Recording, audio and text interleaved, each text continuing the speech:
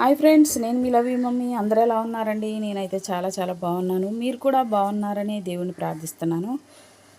అందరం పండగ రోజుల్లో ఉన్నాం కదా. ఈరోజు నేనైతే పొద్దుటే పొయ్యి అంటించి బియ్యం అయితే వేపుదాము. సున్నుండలు చేయడానికి మినపప్పులో కొద్దిగంత బియ్యం అయితే వేస్తాం కదండి పిండి ఆడిచ్చేటప్పుడు.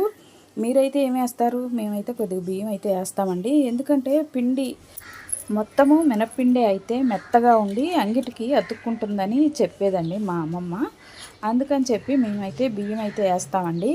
బియ్యం కూడా ఇట్లా పొయ్యి మీద వేయించి మినపప్పుతో పాటు కలిపి మిల్లు అయితే పట్టిస్తామండి పిండి. చూడండి, నేనైతే 6 కేజీల మినువులు తీసుకున్నానండి. 6 కేజీల మినువులకి 2 గ్లాసులు అయితే బియ్యం అయితే వేయించుతున్నాను. ఇలా బియ్యం వేయించేసిన తర్వాత నేను ఏం చేశానో చూడండి. ఈ వీడియో చివరి వరకు చూడండి. మా వీడియో మీకు నచ్చినట్లయితే లైక్ చేయండి, షేర్ చేయండి, సబ్స్క్రైబ్ చేయండి. మా చిన్నప్పుడు సున్నుండలు చేయాలంటే చాలా కష్టపడేవాళ్ళండి.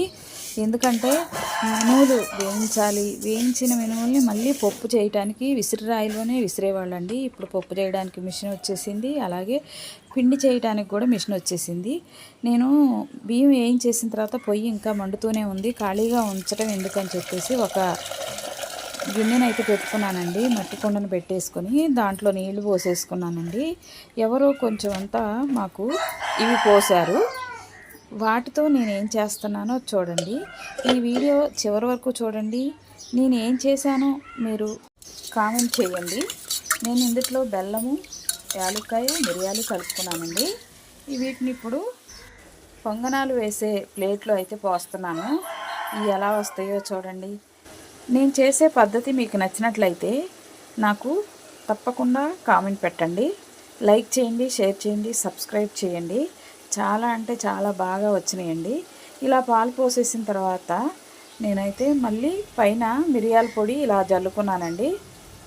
ఇంకా కొద్దిగా ఎప్పుడు ఒకేలాగా చేసుకుంటే ఎలాగా కొత్తగా ట్రై చేద్దామని చెప్పేసి నేను ఇలా ట్రై చేశానండి.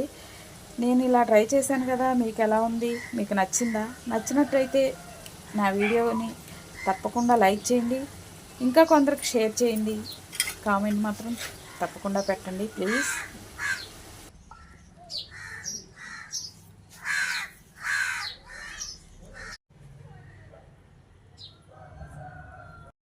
నేను వీడియో తీస్తున్నానని పిల్లలు చూడండి ఆగి మరీ చూస్తున్నారు.